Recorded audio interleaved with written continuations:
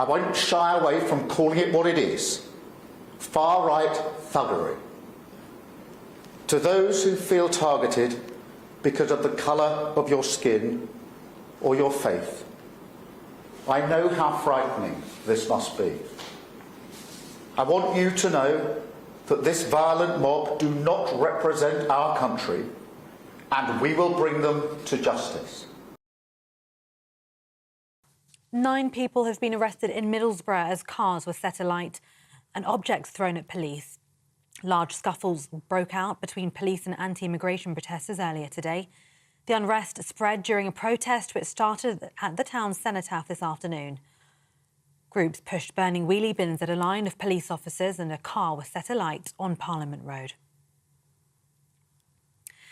The police service in Northern Ireland says those involved in violence which erupted following anti-immigration protests in Belfast will be dealt with using the full force of the law. It's after a supermarket owner in Belfast says his business has been reduced to ashes after it was targeted during the disorder. Northern Ireland's First Minister Michelle O'Neill says those involved in violence on the streets of Belfast should be quickly brought before the courts. This morning, a clean-up operation was underway in the Donegal Road area following last night's unrest. Away from the protests and in the US, tropical storm Debbie is expected to strengthen rapidly into a hurricane before making landfall in Florida's Big Bend region. The National Weather Service says Debbie will make landfall tomorrow morning, bringing hurricane conditions to the area. Historic levels of rain up to 30 inches are expected in Georgia and South Carolina through to Friday. Preparing for Debbie, Florida Governor Ron DeSantis called up 3,000 National Guard troops and placed most of Florida's cities and counties under emergency orders. And an emotional Novak Djokovic produced a stunning display to defeat rival Carlos Alcaraz to win his first Olympic gold medal and complete a career Golden Slam. Djokovic's impressive career already featured a men's record 24 Grand Slam titles and the most weeks spent at #1 in the rankings by any man or woman. Today, he battled to a 7-6, 7-6 win over the same man who just beat him in this year's Wimbledon final. Those are the latest GB News headlines for now. Now it's over to Headliners. For the very latest GB News direct to your smartphone, sign up to News Alerts by scanning the QR code or go to gbnews.com/alerts.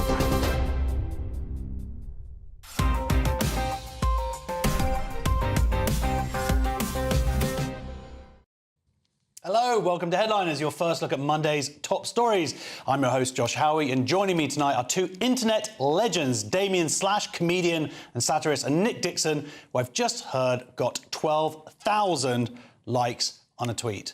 So that's great, Nick. I mean, Damien, I heard you had 100 million views in the last... Views, yes, but likes... But not likes. Not Which one would you prefer, the likes or the views? They're watching him. That's what it is, isn't it?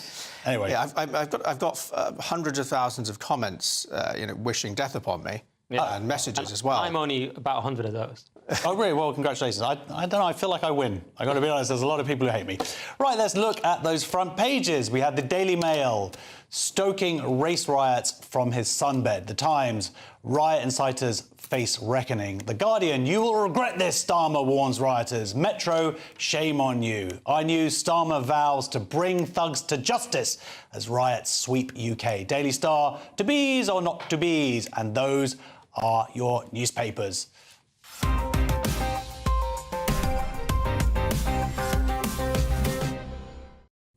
Damien, shock us. What are The Guardian leading with? The Guardian are going with, you will regret this, Starmer warns rioters.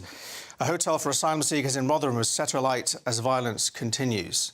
And this, of course, is about the kind of tragic scenes that are unfolding across the country.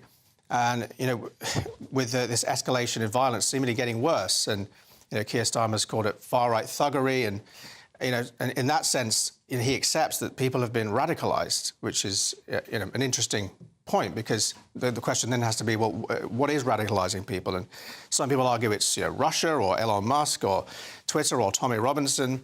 But, of course, for the people rioting, who obviously clearly have nothing to lose, I mean, the more he says these things, the more the violence escalates. So you have to ask yourself what's going on. And, Martin Luther King, right, said a riot is the language of the unheard, which you should never really use for this kind of thing, but of course is used all the time for civil unrest and violence.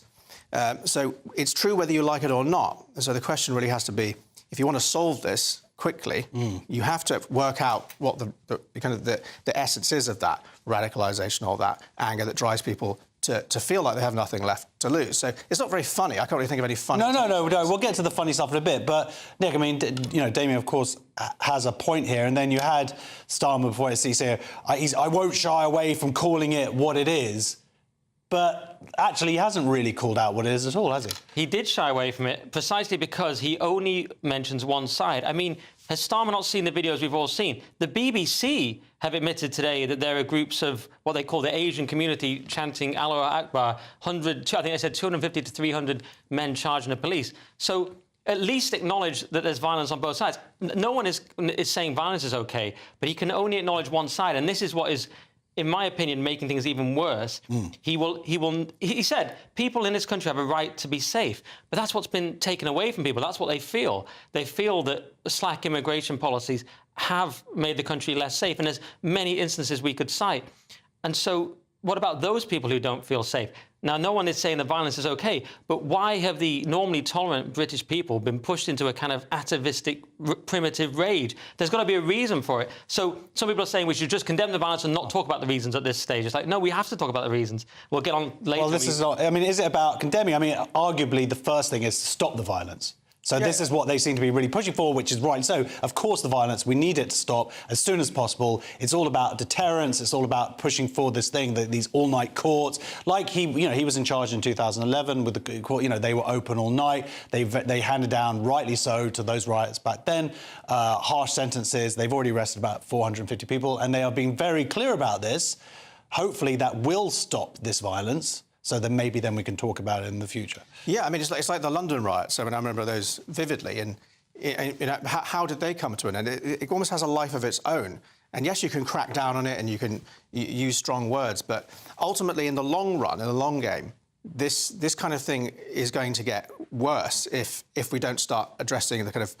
If we don't, say, stop a kind of like low-level gaslighting from the ruling class, that there can not possibly be any connection whatsoever between, say, experimental levels of mass immigration, the likes of which nobody's ever seen before, and, say, an increase in violent events. That you can go back to the Manchester bombing, you can go to Nottingham last year, or there's a litany of them, Kent, Lee Rigby, whatever. I mean, just to say there can never be or is no connection between those two things is the kind of undercurrent gaslight, which has to be kind of nipped in the bud. And that's what that police commissioner was Well, this is what we're going to talk about that. Yeah. And there's actually some brilliant articles of gaslighting, which we're going to get to later on in the show. Just one possible little bit of gaslighting here in the story below, Nick. Tory culture wars stoked far right, says advisor. So this is sort of arguing that this is Dame Sarah Khan, who was Sunak's independent advisor for social cohesion and resilience. She's blaming the Tories. There is an argument, of course, she just didn't do her job very well. She's blaming the Tories, but in the wrong sense. She's saying there's a gap in legislation which sort of allows far-right extremists to operate with impunity. I've seen this argument quite a few times. It's the argument, it's the right stoking up this thing. But that fails to go one step further and say, yeah, but what is the fuel that allows them to do that if we accept your premise? And, of course, it's all the children stabbed, murdered, raped, etc. So they won't go that far. They'll just go, it's this stoking up by the right. And this is another part of that, and it's kind of infuriating gaslighting. Well, there's obviously a missing piece. That's the problem. And so over time, it becomes corrosive and aggravating. And you couple that with, a decade of identity politics, intersectional identity politics, fixating on racial differences and racial grievances and ideas around whiteness and this kind of thing being, forced down our throats by the ruling classes. And it's those toxic combination, and it's so dangerous. And, of course, nobody wants to see this. This has to be stopped, and it has to be stopped properly, not just nipped in the bud, people arrested. Otherwise, it's just not going to go away. Yeah, and crucially, the two-tier policing, just lastly, which we haven't mentioned, I've sort of alluded to it, he's even called two-tier Keir, but he hasn't woken up and realised why he has this nickname. It's so obvious to everyone. Well, it's a very recent nickname because he's only been in power for a couple. The two-tier policing has been going arguably for a lot longer under a Tory government. Yeah, and two-tier policing happens because it's a management issue and it's an ideological issue. They do it because they have to, because they can't control it any other way, and they do it because for the reasons you've mentioned, because it's actually part of their ideology. But that's the big thing that makes people so furious, because they see the blatant unfairness every day on. And again, there is no justification for some of the disgusting violence we've seen from thuggery utilising these real feelings. This is insane. I mean, this is insane. This is what was happening in Ireland a few months ago, in Southern Ireland. Asylum seeker housing being set on fire. Like these things are happening a lot, and they're all happening in the same way, and they're all kind of legless but also just riots. General thuggery, like libraries attacked and burnt and whatever. It doesn't make sense, and it's not rational because it's just erupted now. But I condemn violence on all sides. I just want to know, why can't Keir Starmer? Well, all right. Well, Nick, what's on the cover of the Daily Mail then? So they've got stoking race riots from his sunbed. And I'm slightly loath to even talk about this because this is Tommy Robinson, and he's already said that this is the Mail essentially doxing his address while on holiday, and that his kids were crying about it. So I don't want to be part of that, but the story's out now, so we have to cover it. But I'm completely against this. He's obviously a controversial figure. I mean, he's a hate figure for the left. On the right, he's also a controversial figure. Some say he doesn't help the causes he espouses. Some say he's too into Israel. I've heard some say his message is watered down because he's quite into the multicultural Britain. He's just not into Islam. So some people, he has criticism on all sides. But should you dox someone who has innocent children who's on their holiday? I say no. And on this, quickly on this issue of that he's fueling violence and then gallivanting off, you can say that, but what about Nick Lowles from Hope Not Hate spreading misinformation on Twitter, something that turned out to be fake, which was then shared by Josh Fenton Glynn, who's a Labour MP, so there is a lot of that going on. No, of course, well, there's been a lot going wrong for both sides of that for a long time now, but two wrongs don't make a right in terms of putting out that false accusation of an acid attack. Here he is here. It's a photo of him. He's probably quite happy with that photo. I think I would, if I was... I think I would be pretty happy. I don't know. And luckily he's not excited in that photo either, which is good.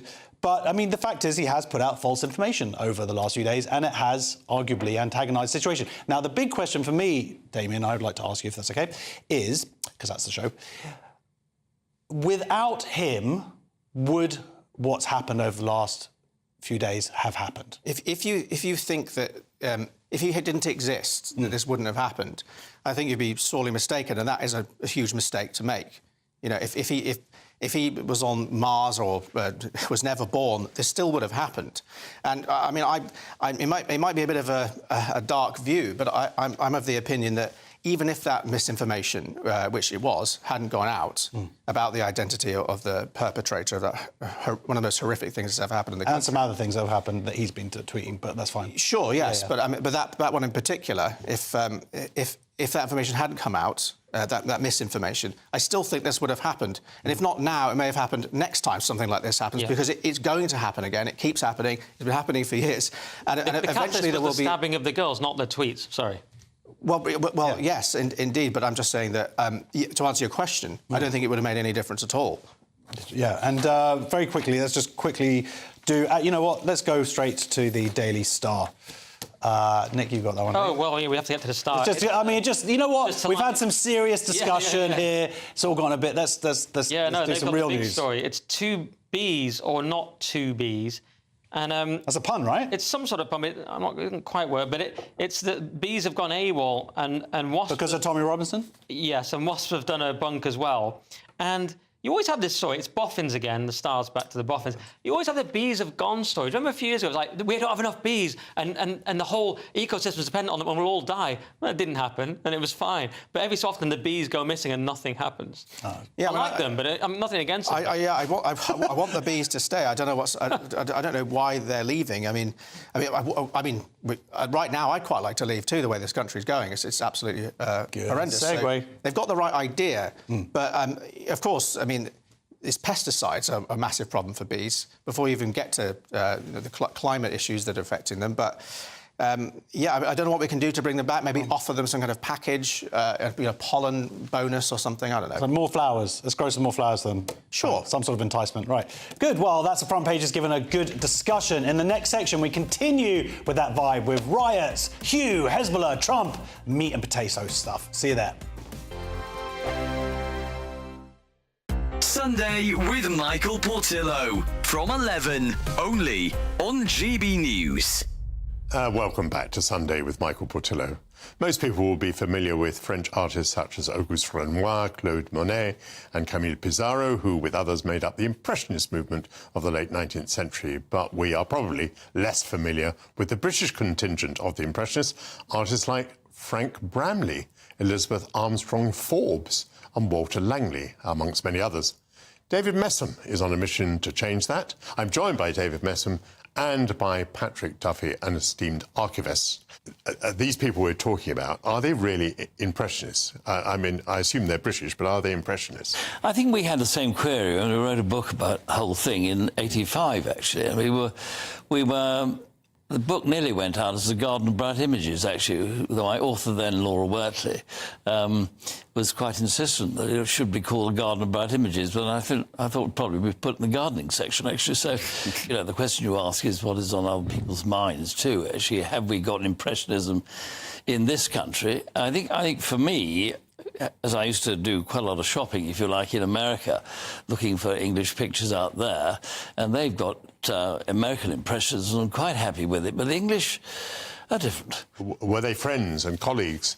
Were they collaborators with the French Impressionists? Broadly speaking, British Impressionism is, as we term it, is the post-Impressionist movement. So they were certainly inspired by the French Impressionist movement as it was, but they came later. They travelled around Europe and became attuned to en plein air painting, so painting outdoors, and that's what they brought over with them. We call it British realism, but there's a focus. British realism, I kind of recognise. Yes, I mean, that's exactly what that looks like. Exactly. The People's Channel. If you want your news to be straight talking, this is a nightmare for the Conservatives again. down to earth, It's not just Nottingham where this is happening, is it? and most importantly, honest, Hard-working, middle-class taxpayers, they'll get their book thrown at them. then catch me, Martin Daubney, Monday to Friday, 3 till 6 p.m. on GB News, Britain's news channel. Join me, Nana Akweer, for an informative, interactive news programme with a difference. It's fun. It's true. You're not wrong. No one will be cancelled. Lovely.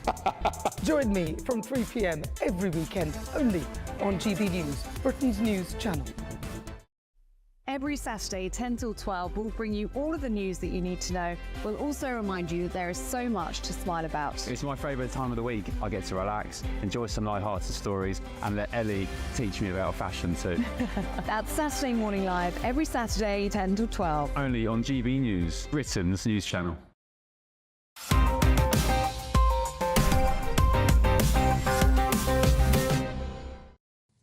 Welcome back to Headliners. I'm Josh Howie. I've got a bunch of Monday's newspapers, a bunch of comedians in the form of Damien Slash and Nick Dixon.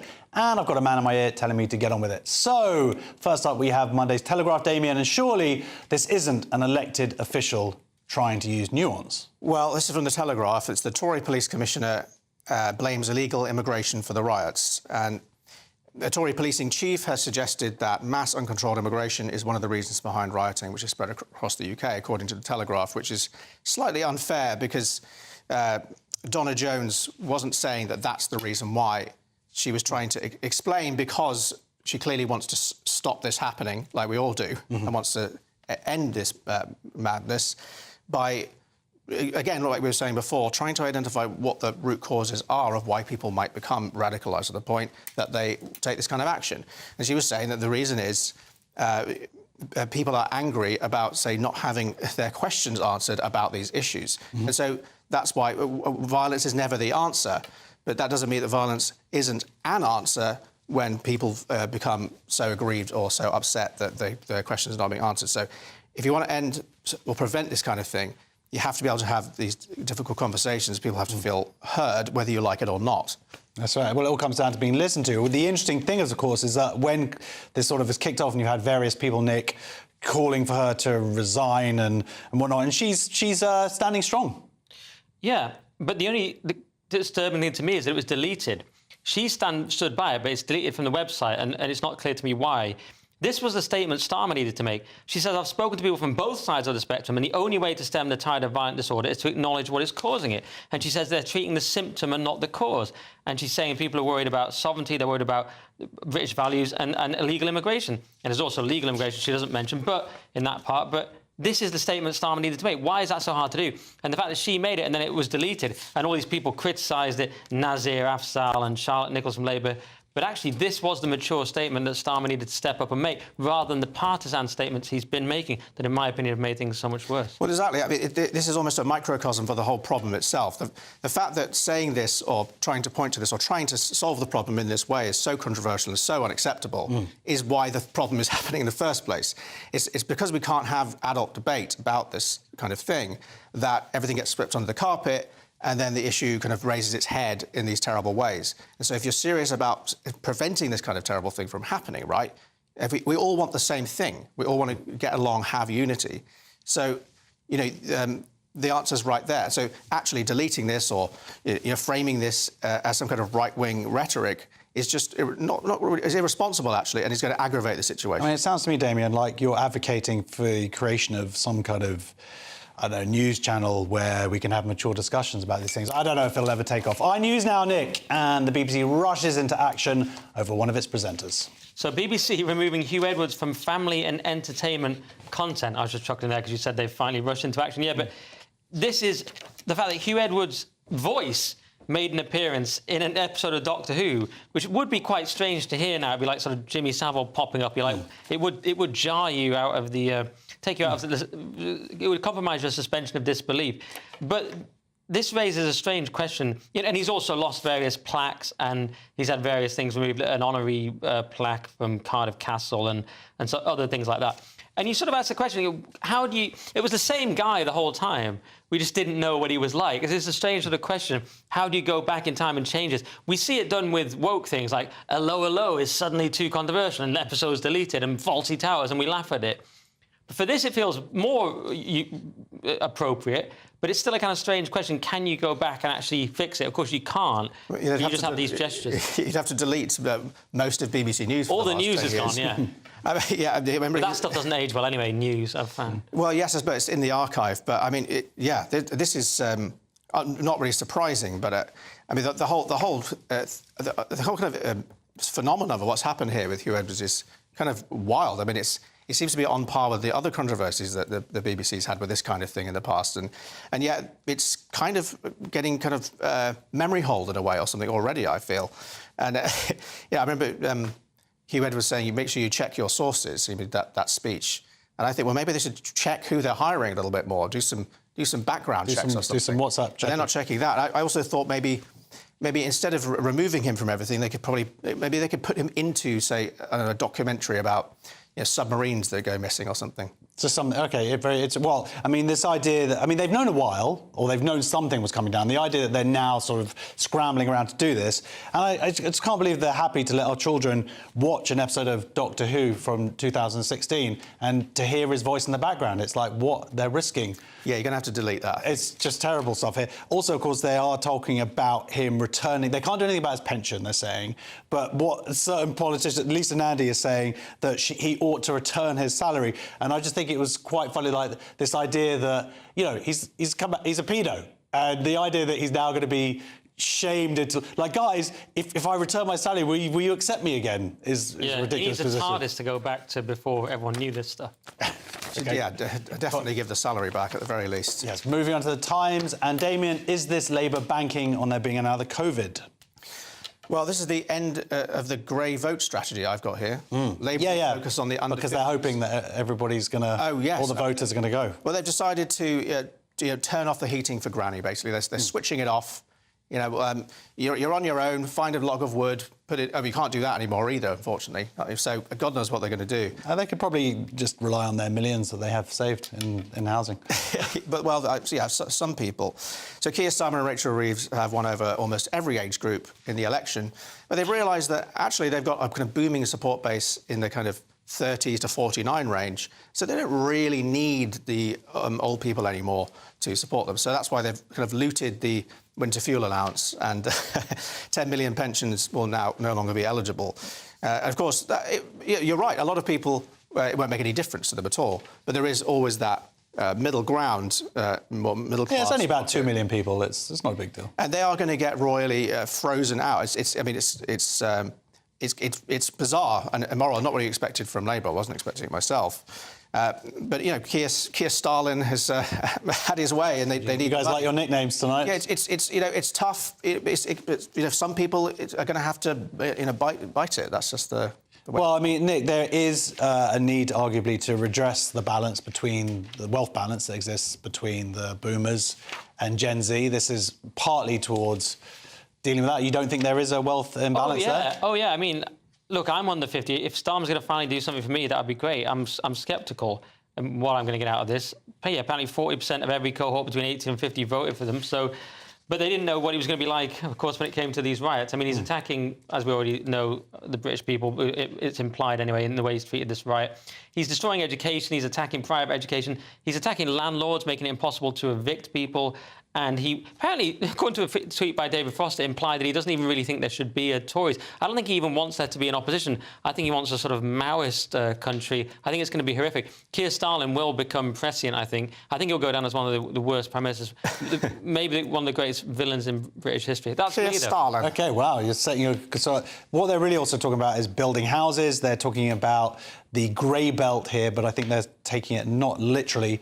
Yeah, I mean, those things are great, right? I mean, building houses and getting the country back and, increasing spending and fixing the NHS. But, I mean, I don't see it... Unfortunately, I just don't see it happening. I've become so cynical about the kind of uni party we have. I don't think there's a chance of that happening. So they'll take things away, just like the Tories would take things away with promises of, repurposing the money. But actually, you just end up with just a race to the bottom. OK, interesting. Right, Nick, Telegraph next with the first part of FAFO.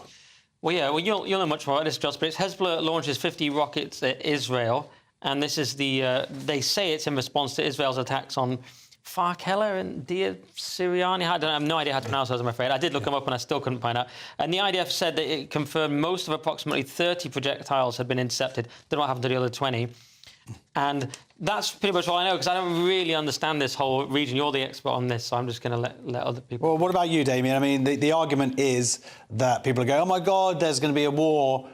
There's been a war. Since October 7th, Hezbollah have launched 7,000 missiles towards Israel. Israel has no choice but to respond, right? Well, I guess that's the problem, is that's how escalation works. There is no choice but to respond. And, I think the biggest problem here is the fact that the kind of referee in all of this, Biden, he's too far gone to run for president and therefore must be too far gone to actually be president.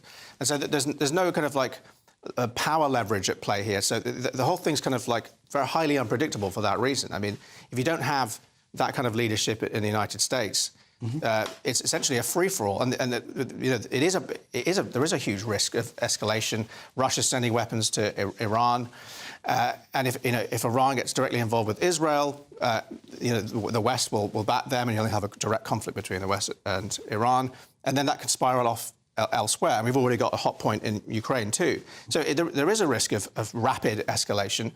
And the question is whether this will be like the last near miss we had with escalation in Iran, and people will stand down, or whether it just escalates infinitely into World War III, which would be very convenient for the Democrats. Tune in tomorrow, everyone, to find out whether it's World War III. There is a question, Nick, you can answer here. I don't know if you read, there was an article this weekend about the possibility we've been talking of sales embargo of new weapons licences, and it seems like there's been debate about whether David Lammy would put this through. They've kind of punted it now, but it turns out actually we have no new licences are to be granted until this is resolved in a few months' time. So at the moment, the UK is not selling any weapons to one of our most staunch allies, Israel, at the time when it arguably most needs it. Surely that's wrong.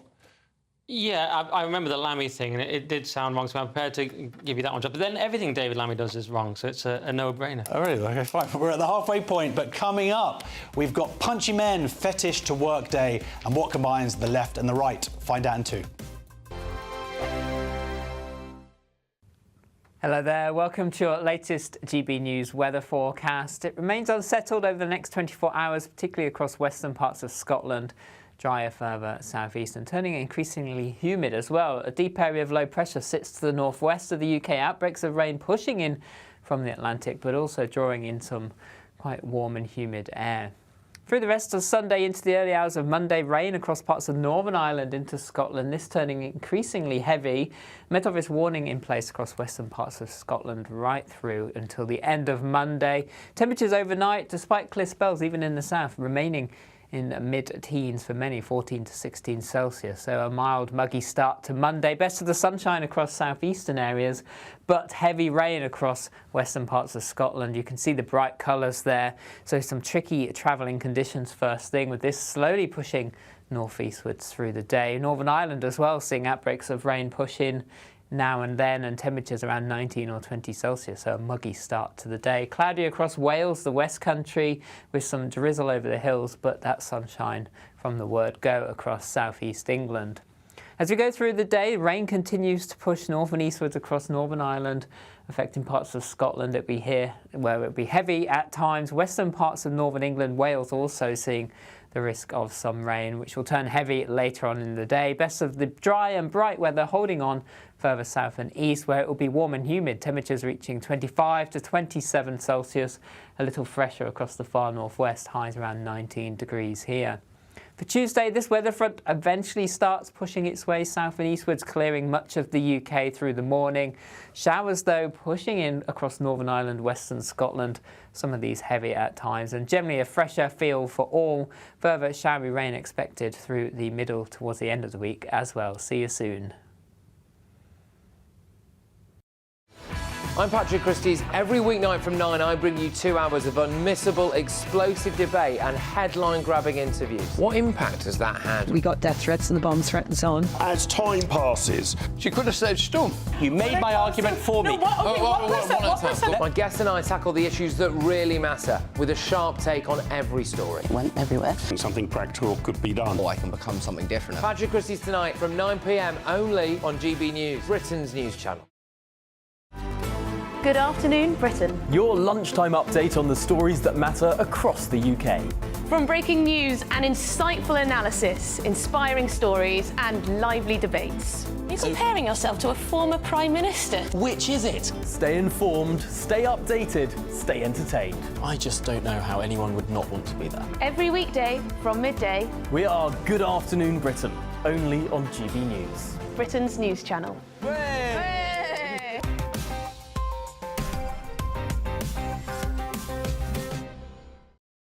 Welcome back to Headliners, and Nick, let's kick off with Monday's Guardian, or should that be Punch Off? Yes, good point. It's second boxer in gender row, guaranteed Olympic medal after feisty bout, is what they're calling it. And this is Lin Yu Ting of Taiwan, who's the second, some would say, biological male, as well as the Algerian, who's been much discussed.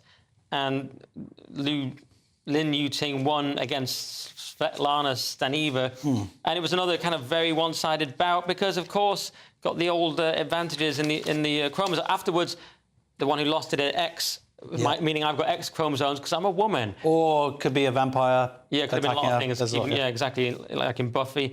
But, yeah, it's another... I mean, you know, they shouldn't be in the tournament. They're obviously going to win because they've got the biological advantage. It's not the same as them being trans, but it is... They're also too male to be in the contest, in my opinion, because I don't like to see women getting punched in the face by biological men. But, you know, that's me. That's just You're crazy, me. though. You're crazy. Do you feel the same way, Damien? This has nothing to do with trans, but, of course, it is related to gender ideology. Well, I mean, at first I'd like to know the actual truth. It's like, because it comes down to the chromosome at the end of the day, ultimately, what male and female. And yes, there are deviations on chromosomes, but if we're just talking about biological sex, we need to know what the chromosomes are before we have any of these discussions whatsoever. And you just simply cannot find any good information on that. And, of course, you had the IBA who said that they had done these tests on, was it Khalif, and had found that... Y chromosomes. She had XY chromosomes that were making her born male. But, of course, the IBA have now been completely discredited by the Olympic Committee and the media, too, of making out the IBA is totally corrupt. Everything they say is lies. All their tests are nonsense. So, I mean, we can't find any evidence that that she's XX either. So until I know that information, I cannot have an opinion on this, because ultimately what... Before this all kicked off, though, Nick, the fact is that from that testing that happened last year, they were disqualified, and at that time, the evidence was there. The issues with the IBA are financial, not necessarily to do with them just lying about a medical test. Yeah, Lynn was banned, like you say, Lynn was banned due to failing the test. Yeah, Khalif was as well. So yes, and I agree. And to be honest, you can just use your eyes. I mean, I knew about Khalif, I didn't know about Lynn. I looked at her picture, I was like, yeah, I know what I think. So you're still calling her? Him, then, whatever. Well, the only reason I'm confused on that, normally if it's a trans thing, I'm just like, I don't go for it. Yeah. But when I'm a bit confused is when it's not actually a trans person, it's just a biological quirk, then I don't always know what to say. But it definitely shouldn't be in the female box, I can say that. I think the thing that people find most confusing, Damien, and maybe you correct me on this, is that intersex is a slight misnomer, and that's not what it's called anymore. It's the developmental disorder. So the idea is that they are bought. This is the idea that, obviously, like you say, there is no direct evidence, but this is what the IBA said, is that they have a disorder where their penis does not develop properly when they're in the womb, and yet they still have internal testes, and when they go through puberty, they then go through a male puberty. Yeah, and I don't understand why that kind of testosterone advantage is permissible in a competitive sport, especially of all the sports you would have this happening, that it would be boxing. I mean, of all the sports. I mean, I could maybe understand it if it was, I don't know, shot put or swimming or something, but I don't actually understand that. But it's crazy that it's boxing of all the sports. Well, that's the one where you run the risk of having, say, a biological man beating up a woman. I mean, it's just crazy. Well, if I'm honest, I prefer men's boxing, and looks like we're going to get in the female final. Daily Mail next, Damien, and someone inappropriate talking about underwear, which I would never do. Of course, I'm not wearing any. This is the Daily Mail. Transgender civil servant has sparked uproar after colleagues complain that she wears fetish gear, including fishnet-tight, low-cut corsets and chokers into the office. Now, this is the civil service department, and people are getting a bit annoyed that Sarosa Amathea Tweedale keeps coming in wearing essentially kind of sex party gear. Yeah, what is it? There's just, low-cut black corsets, fishnet tights, high heels, gothic choker, Nick on a Saturday night. If you click on the... I had a joke I'm not even going to say in case I get sued, but if you click on the photo, it's mental. I mean, it's not in any way... You're not going to get sued for that. I wouldn't worry about it. I didn't say the thing I was going to say. Okay. It's not in any way workplace attire. For anyone, it's absolutely obscene. It's like, you're thinking, oh, let's just check the photo. It's like, it's ridiculous. So, yeah, of course you can't go to the office dressed like that. And there is, of course, this extra controversy with the trans movement that so much of it does seem to be about fetishes rather than anything genuine. And then they also had a pentagram, a choker with a pentagram, which is Satanism, which I also object to in the workplace. But unless you're like working for the Church of Satan, go on. Yeah, well, what's going on at the civil service? I mean, this is it.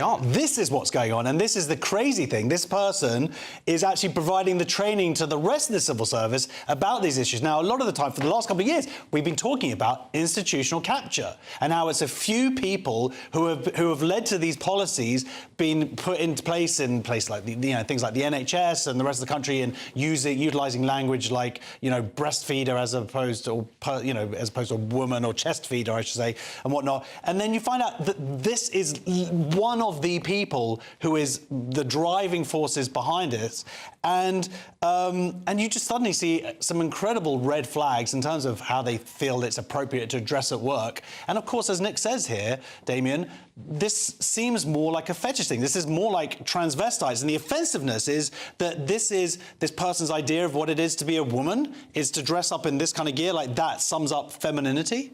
Well, yeah, I mean, I just don't understand it in the context of, say, dress code or anything like that. Clearly, they don't have a dress code.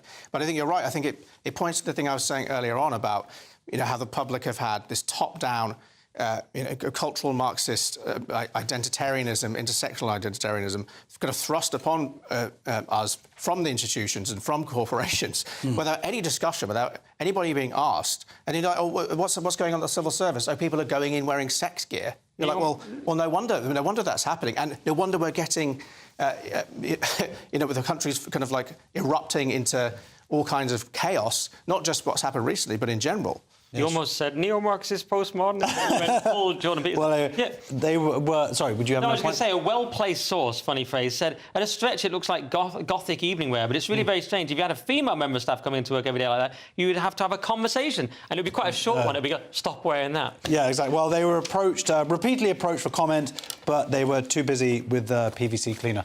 That's me. I wrote that as a joke. That's not true. Don't sue us. Nick, the Metro has an interesting piece on where not to go with my daughter on holiday.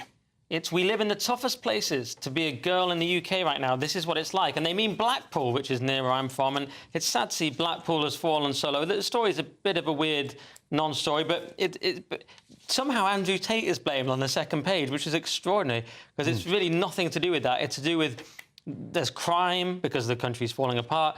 There's the London-centric economy, so there's no opportunity, and that's Blackpool, basically. I mean, it's kind of always been Blackpool, but now it's even worse. But I don't quite understand what... See, I think this article is almost genius. Like, will be held up in 20 to 30 years as a prime example of what you were talking about earlier, about gaslighting. Because you have this article that starts with some terrible statistics about crime in Blackpool, how it's one of the most dangerous major towns in Lancashire, and talking about these young teenage girls and how the various tactics that they have to use to get home safely from, I'm imagining, sexual violence, the threat of sexual violence, whatever. And then it just goes into everything else and doesn't mention one factor here. It talks about Andrew Tate, talks about mental... No, that's what I'm saying. It talks about mental health. It talks about social media. Yeah, it talks about... women being... But it doesn't mention one glaring omission here. Yeah. No, I mean, ITV recently did a street documentary about a woman just trying to walk down the street and literally couldn't because she was just constantly catcalled, she was so constantly approached. It's and those Northern English men. And, yeah, I mean, they're blaming it on Andrew Tate and toxic masculinity. But, I mean, again, it's not going to get you far enough. And, I mean... Yeah, I mean, they're right, though. It is getting worse and worse for women in this country, absolutely. It's getting worse for everybody, actually. I mean, I've just had to move out of London because I couldn't deal with the constant... the wolf whistling. Not just around me, but that too, and just... again, I could list endless amounts of crimes I've witnessed to the point where it's like I couldn't raise a child in that situation. And what's particularly appalling for women, you've seen women like Alex Phillips and Charlotte Gill go viral online, pointing out how much men are harassing them, and then they get shouted down by kind of centrist dad midwits saying, "Oh, you're sort of implying they're just racist." Well, they're just talking about their real experience. It's men from cultures which don't have the same attitudes towards women that we have in a liberal. Well, democracy. You just joined the far right by saying that. Well, but it's not just that. It's what happens before and that. So again, you could say it's getting worse, but it's like what was there before is still there, and now you have that too. Yes. But so that's the point. And also they talk about girls not getting into STEM subjects, but of course they have themselves reported that it's actually it's boys who are falling behind terribly. And 54% of women getting to university versus 40% of men. So it's terrible for both men and women in different ways. Yeah. And they also they talk about deprivation and the impact that has on people's their life expectancy and whatnot. But the way they mention about women is they don't mention exactly the same statistics that will exist for men as well, growing up in deprivation and stuff. So anyway, the article I found, like I say, astounding. I believe it will be a museum piece in 20, 30 years' time.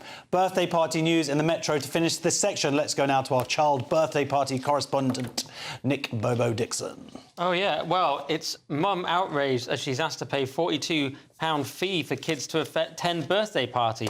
This is outrageous. I mean, it was £21 each for each of her children. And then there was a list of present requests that cost between £30 and £40. And she suddenly realised she was being taken advantage of because she herself had put on quite lavish, expensive birthday parties. So they've gone, hang on, she's a mark, we'll make her pay. And there's this absurd bit here where people say, some said, why can't they just have a cake and traditional games? But on Mumsnet, inevitably, a few were quick to reply they wouldn't want a bunch of other people's children causing chaos in their home, a.k.a. a children's birthday party. I mean, when I grew up, call me old-fashioned, Josh, you got a bit of cake in a party bag, some other bits of rubbish, and you did some games and shouted a bit and went home. That was a children's party, and it was very cheap. It cost like 10 quid. This story is astounding me, but I actually worked this out. I spend £300 a year just on birthday cards, and now I very much encourage my children not to make any friends. We're going to have to go to the interval, just the final section go, which will be one of your favourites here. Big Willies, Wedding Dodgers or Slappers? See you in 2.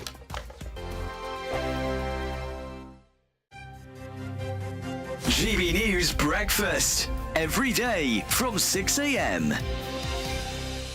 Football and gambling can go hand in hand and cause long-term problems. New figures show that young adults aged between 16 and 24 who have bet over the last year are more likely to report mental health issues compared to those in older age groups. And joining us now to discuss this is Matt Burgess, who is a former gambling addict and now helps those to deal with their own gambling issues. Yeah, I think gambling is one of those things that is so accessible now. You know, everyone's got a kind of mobile phone in their pocket, walk around with a kind of 24-hour casino, if you like. So I think it's really important that people realise that we have to sort of recognise that that is a month of quite condensed gambling, and we don't want people to sort of carry that on into their everyday life, because that's when it can become really risky and you know, it could become addictive. I had no idea, though, that it was linked to first-time gambling. For the first time, people might be able to pick up and have a go. And then it doesn't end there. It goes on, because by then you've got the bug. Is that how it works? You've got to remember, for things like the Euros, the World Cup, so you get a lot more people watching football and therefore potentially betting on football. May I ask you about how severe your own gambling addiction got? Well, look, I think there was a couple of touch points for me where I realised that things were getting out of hand. There were some times at university where, you know, I kind of thought, you know, I'm definitely doing this a bit too much, but, you know, kind of thought maybe it would move on once I left, but it didn't. It did follow me. And then, you know, I got to points where I was at my worst gambling 16, 17 hours a day. I was spending huge amounts of money.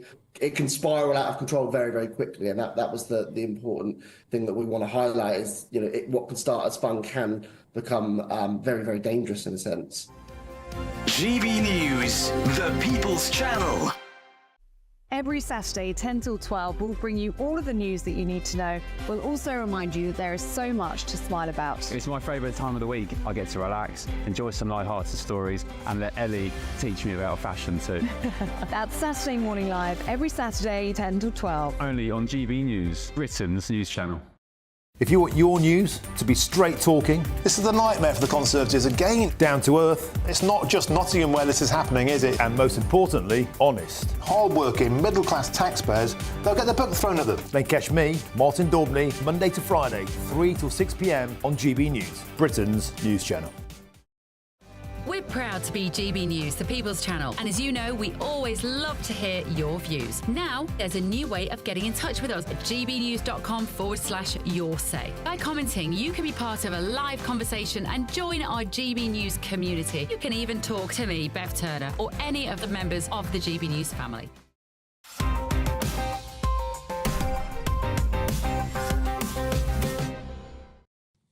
Welcome back to Headliners, straight into Monday's Metro, Damien, where I've never related so much to a story before. Yeah, well, this is about this is from the Metro. Pole vaulter's Olympic dream was shattered by his own penis. We've all been there. He didn't shatter his penis, just to be clear. French pole vaulter Anthony Amirati saw his Olympic dream go up in smoke after unfortunate circumstances where his penis clipped the bar as he was pole vaulting over it because it was such a schlong, basically. Yes. A vast schlong. I think we're allowed to say that. Hopefully, I'm not we're allowed sure. to do Yiddish. Depends if they can Yiddish decipher words. it. Oh, a chode. Can we call it a chode? Well, that's a small. Okay, voice. well. Anyway, yeah, he was doing the pole vault. He tried to get over it, and his mandible penis caught the bar. It was a good thing he wasn't doing hurdles, because that would have been incredibly painful. Yeah, and a quick sporting question, purely. Do we know if he actually reached the semi or... Oh, hello. Look at this in the final section, just coming in with the gags. Pure sporting question. And I did see the video, by the way. I didn't seek it out, but it kept popping up on my Twitter. He says a strange thing. He says... strange algorithms you have, Yeah, Nick. I know. It's the other stuff I've been looking at for so many years. He said, today I missed my competition. I knew that this qualification was going to be tough, and now I'm taking it in the face. He takes it better him than me. I wonder if the Olympic Committee have decided on his gender yet. Oh, well, exactly, yes. We are talking about the female pole vault. Oh, of course. Anyway, it's on porn Pornhub now, so you can go and watch it. Yeah, exactly. And you know what? In my eyes, he's still a winner. And I've got it bookmarked on Twitter. So. Very good. Independent next, Nick, who continue their campaign to destroy Western civilization. Well, that sounds like more like the kind of thing I would say, but it's... I know, that's why I wrote it for you. That's why I thought I'd give you the lead in. It's our wedding's on the way out. My fiancée and I dodged it with no regrets. And this is Lucy Thackeray, who has a bit of a think piece about, hey, look, we're together, we're having kids, we got together, I was 37, he was 41, so we're a bit late doing it. And so we can't really be bothered with marriage because it's going to cost us 20k. It's like, no, that's the wedding day nonsense. Yeah. You can still go to the church. Well, I think that's what they are saying. They are going to get married there, aren't they? But they're basically saying, I didn't realise that, yeah. But, you know, she's talking about how it's going to be too expensive. Just get married because it's about the commitment before God. It's not about this the posh wedding day. But it's, you already said it's the decline of the culture. Too much choice. Well, Damien, what about doing a birthday party / children's birthday party / wedding? Do them all in one. I mean, you could do your birthday, you could do your baby gender reveal, you could do your funeral all in one. But if you're going to skip something, just maybe skip the funeral. That's so depressing, you know. Why are we skipping weddings? But they're for everybody else, aren't they? That's the thing about funerals. They're good fun funerals. People. Yeah, I mean, weddings cost millions of pounds now. So just you know, just do a free one. It's the death of love. Go to the park. Yeah, exactly. Sun now, Damien. This sounds like they're using the cause as the cure. Yeah, this is from The Sun. Inside dangerous fake slapping therapy, where vulnerable followers smack themselves and others to cure deadly illnesses. Stupidity. Yeah, I mean, this is a kind of cult alternative medicine called Paida Lajin. The content sounds legit now. Basically, you just slap yourself or slap somebody else, and you slap out the toxins through the skin. Could you show us a demonstration with Nick here? He doesn't like to be touched, so I won't... Oh, yes, yeah. He likes to be slapped, though, weirdly. I'm already in litigation against Damien for the last time he tried it. But I do think, you know, I'm open to this, you know, woke people could try it. I'm not saying... You're open to this for everyone else, but not yourself. Yeah, I'm just saying, you know, slapping could work. I'm just tiptoeing around what I'm allowed to say, because there's a lot of talk about incitement to violence lately, so I don't incite anyone to slap anyone, of course. But do you have any idea of how this thing actually works? You slap people... No, but why does it work, then? It doesn't work. Are you sure? It definitely doesn't work because people are dying, so we know that. But there's just people anecdotally saying, I slapped myself and I feel better. OK, right, there we go. Do not slap each other at home. The show is nearly over. Let's take another quick look at Monday's front pages. Daily Mail, stoking race riots from his sunbed. The Times, riot inciters face reckoning. The Guardian, you will regret this, Starmer warns rioters. The Metro, shame on you. iNews, Starmer vows to bring thugs to justice as riots sweep UK. Daily Star, to bees or not to bees. That is all we have time for. Thank you very much to my guests, Damien Slash and Nick Dixon. I hope that both of you have many likes and views in your future.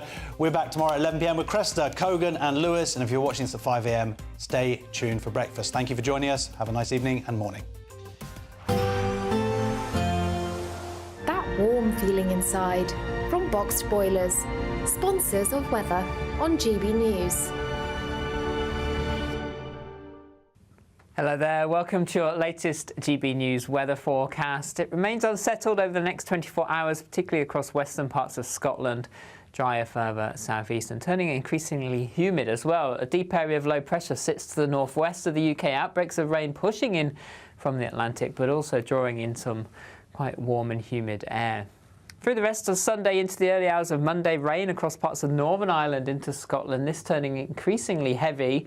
Met Office warning in place across western parts of Scotland right through until the end of Monday. Temperatures overnight, despite clear spells even in the south, remaining in mid-teens for many, 14 to 16 Celsius. So a mild, muggy start to Monday. Best of the sunshine across southeastern areas, but heavy rain across western parts of Scotland. You can see the bright colours there. So some tricky travelling conditions first thing, with this slowly pushing northeastwards through the day. Northern Ireland as well, seeing outbreaks of rain push in now and then, and temperatures around 19 or 20 Celsius, so a muggy start to the day. Cloudy across Wales, the West Country, with some drizzle over the hills, but that sunshine from the word go across southeast England. As we go through the day, rain continues to push north and eastwards across Northern Ireland, affecting parts of Scotland. It'll be here where it'll be heavy at times. Western parts of northern England, Wales also seeing the risk of some rain, which will turn heavy later on in the day. Best of the dry and bright weather holding on further south and east, where it will be warm and humid. Temperatures reaching 25 to 27 Celsius, a little fresher across the far northwest, highs around 19 degrees here. For Tuesday, this weather front eventually starts pushing its way south and eastwards, clearing much of the UK through the morning. Showers, though, pushing in across Northern Ireland, western Scotland, some of these heavy at times, and generally a fresher feel for all. Further showery rain expected through the middle towards the end of the week as well. See you soon. A brighter outlook with Box Solar, sponsors of weather on GB News.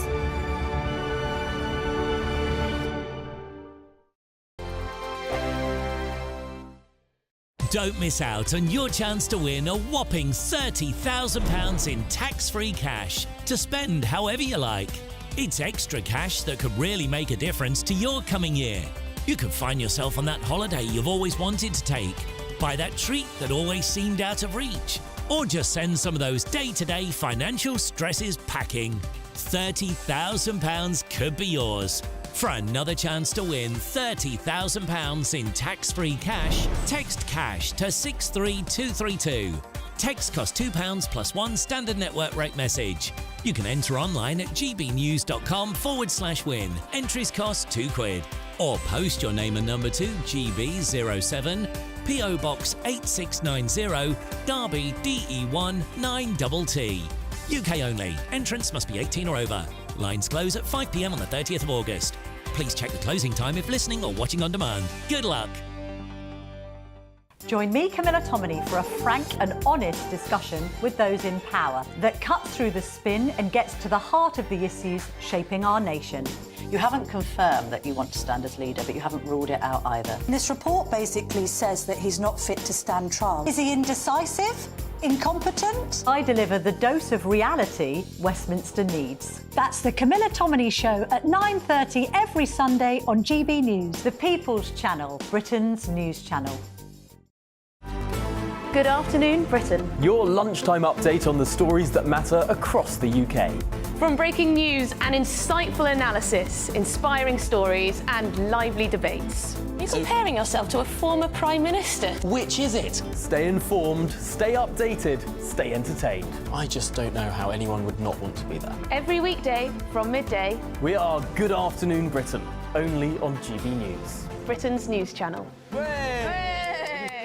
Hi there, I'm Michelle Dewberry and I'm going to take a second to tell you all about my show, Dubes & Co. We start off with the issues of the day. We then bring in both sides of the argument. We get rid of the disrespect. And then you throw me into the mix. And trust me, I'll tell it exactly how it is. And then, of course, the magic ingredient, you at home. We mix it all together and what have we got, in my opinion, the best debate show in town. Monday to Friday, 6 till 7 on GB News, Britain's news channel.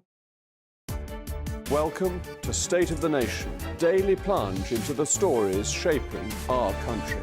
I'm Jacob Rees-Mogg, and Monday to Thursday we bring you the insights, the facts, the truth about how our country is being governed. Because what happens in Downing Street matters down your street. Tune in to State of the Nation every Monday to Thursday, 8 to 9 o'clock. Only on GB News, the People's Channel, Britain's news channel.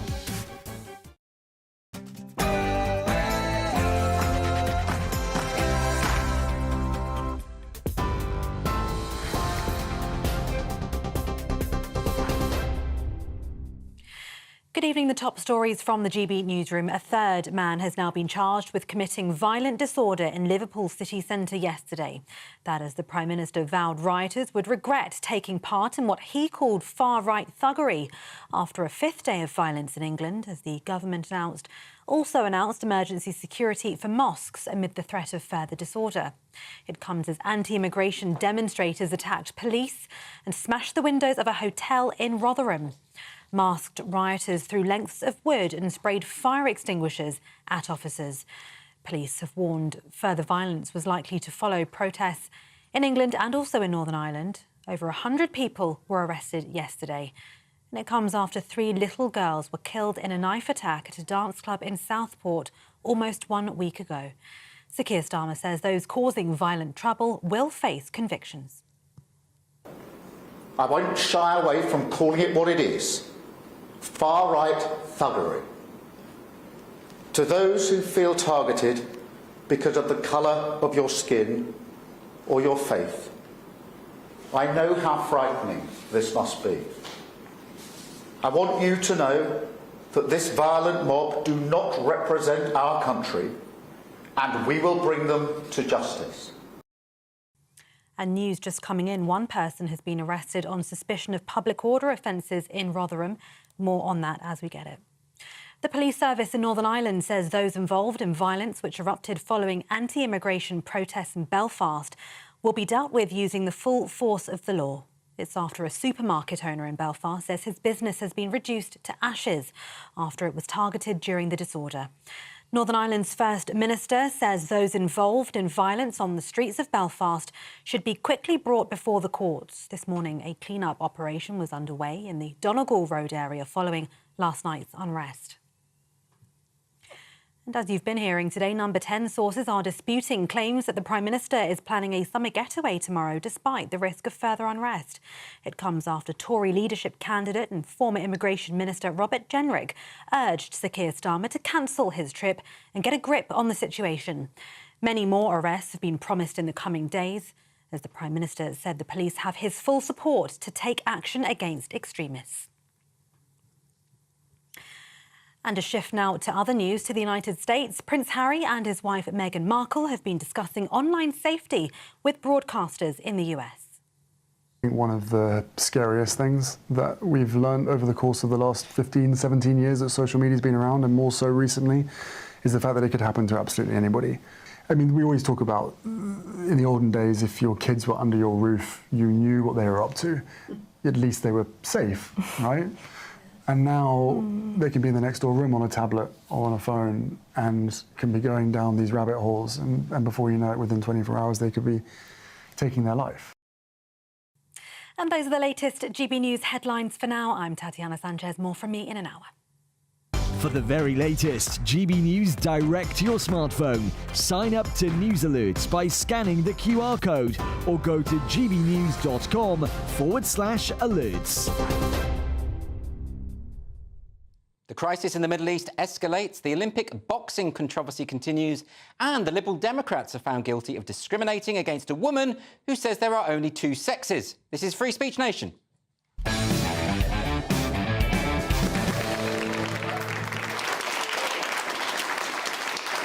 Welcome to Free Speech Nation with me, Andrew Doyle. This is the show where we take a look at culture, current affairs and politics, and of course, we'll have the latest from those lovable culture warriors as they continue their honourable mission to try and suck all of the joy out of our existences. But coming up on the show tonight, we're going to be speaking to Natalie Bird, who was suspended by the Liberal Democrats and prevented from standing as an MP because she stood up for women's rights. Investigative journalist and broadcaster Andrew Gold will be here to discuss his new book, The Psychology of Secrets.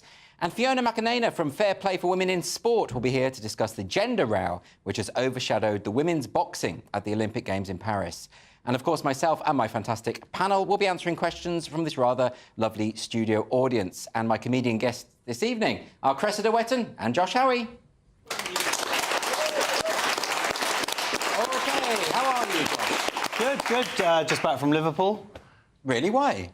You know, the riots and... No, I was doing stand-up up there. OK, I didn't mean to sound like it's a terrible place to go. I'm just interested. No, so it was great. We had a great weekend, and then we were just seeing all the sort of helicopters and... Oh, blimey. Like, oh, they're out. You thought they were there for you? Yeah, of course, my ego. Would, yeah, of course. Yeah. What about you, Chris? Have you done anything so exciting? No rioting yet. No.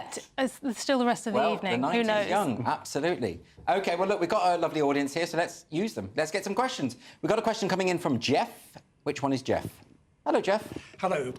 Will Starmer's proposed violent crime units do anything to solve the problem? So that's the phrase he's used about trying to deal with all the riots. I think it's 147 arrests they're up to now. Jeff, what do you think? I mean, do you think he's addressing the problem in the right way? Do you think he's going about it in the right way? It's too little too late. Do you think? Much too little too late. And what do you mean by that? What should he have done before? This problem goes back years. As in you're talking about the tensions? Yes. that are rising. Yeah. The catalyst has been the stabbing of the 3 young girls. Yes. And that's just lanced a boil, and the country is... Absolutely. I mean, I think there's been a concatenation of things, hasn't there? There's been that. There's been, of course, the Manchester Airport situation. You know, these things are happening, and then, of course, the riots the other week, and all of this thing coming about. Cressida, can I ask you about this? Because Jeff's point really is that, OK, you have to deal with violent criminals robustly and immediately, and obviously nobody in their right mind would defend criminal activity, burning cars, attacking hotels, whatever it is they're doing, they should all be arrested and prosecuted. Absolutely no debate about that as far as I can see. But Jeff is alluding to the problems, the tensions that have been boiling up because of failures from both the Tories and Labour. I don't think this is can be levelled at one particular party. Well, no, of course it can't. I mean, Keir's just come in now and gone, oh, blimey, look at all this. Of course, it's not a surprise to him. He knows what's been going on.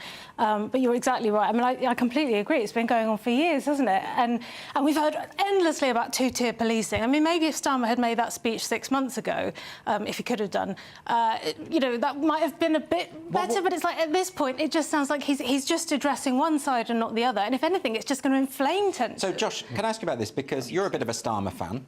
I wouldn't go that far. No, but you think he's better than the alternative. But what I would say is he could have given this kind of speech the other week after Hare Hills, and then he would have more credibility when it comes to the two-tiered policing issue, couldn't he? Yeah, totally. I mean, it's hypocrisy. And I was expecting you to defend him for balance. No. I think he's absolutely made the wrong call in terms of that sort of rhetoric. Yes, this violence needs to stop. It needs to be shut down. Yes. But there is no indication within what he's talking about of previous issues that have led up to exactly this. You saw what happened in Leeds, those riots. I don't remember a sort of a press conference there and say, we're going to shut these people, we're going to run the courts 24 hours a day. So why is that? Because they're hypocrites, frankly. When I say hypocrites, I don't just mean everybody's being hypocritical. Well, I mean, look, everyone's worried about far-right thugs, the people that he described in his speech earlier on. But the problem is not all of these people who are engaging in rioting are even right-wing. Like, I had a guest on the show earlier talking about how a lot of those in certain areas are left-wing, socialist areas. You know? So this is not really about left and right. It's about people who are breaking the law. I mean, I just think as soon as you've thrown a brick, as soon as you resort to violence, you've lost. You've lost. Like, you should be arrested. No, absolutely. But let's not pretend. I think the one thing I have seen people do is sort of saying that there seems to be no far-right element to this. Well, of course there is. When there is, I know, but there are some people of that who is trying to say, oh, they're just tarring everybody as far-right. Now, that's wrong. There are ordinary people from the left and right who are rightly concerned of issues that go back, arguably, decades. But to sort of then also be hypocrites and go, no, there isn't a far-right element here, is also hypocrisy. But I wonder how helpful it is to take that emphasis. I mean, maybe it would be better just to say, we're going to apply the law equally, whoever you are. If you break the law, you're going to get arrested, that's it. But they haven't really been doing that. No, they haven't been doing that, and this is why there's this concept of two-tier policing. This is obviously coming through after a Tory government who didn't apply that law. And when there are people out there chanting hate on the streets, and that's just been ignored for 10 months, then of course at this point when suddenly he comes out and goes, look, the far right are bad. Well, what have Islamists and the far left been doing for the last 10 months? That's interesting. You know, when Hizb ut-Tahrir are on the streets calling for jihad and the police put out a tweet sort of defending them, sort of saying, well, actually, jihad can mean lots of things, you know, and like, just arrest them, exactly. Obviously, yes, right? Of course, the good old jihad's got lots of meanings. Maybe they're having a struggle. Yeah, exactly. I mean, how infuriating. What, Hizb ut-Tahrir, who were outlawed in all Arab states and were recently outlawed That's the one, Andrew, that's the one. I'm sure they're just calling for peace. That's exactly right, Just a misunderstood bunch of lads. OK, let's move on to another question now. So this question is coming from, who's this from? Ryan. Evening all. Hello. Hi. Why won't the Olympic Committee stand up for women's sports? Right, so this is obviously the hot topic of the week, Ryan, and this is obviously to do with the two boxers, Algeria's Imani Khalif and Taiwan's Ling Yuting, who both failed a sex test last year at the World Boxing Association, the International Boxing Association, the World Boxing Championships, which turned out they had XY chromosomes. They were disqualified from that test. The Olympics haven't had sex tests in sports for, I think, about 25 years at this stage. Ryan, what do you think about that? I mean, this is a complicated issue, isn't it? This isn't, I should say, this isn't a transgender issue. This has got nothing to do with transgenderism, which is how it's been framed. Yeah, and so it is complex, but I think for the Olympic Committee to have failed to implement sex testing for these issues months ago because they presumably would have known. They were notified last year of this issue, yeah. So they chose to do nothing, and now they're reaping the consequences. It's very interesting, Cressida, because Janice Turner wrote an article this week just sort of saying there is an easy cheek swab test which you can do to determine chromosome makeup. It'll be very easy to implement this.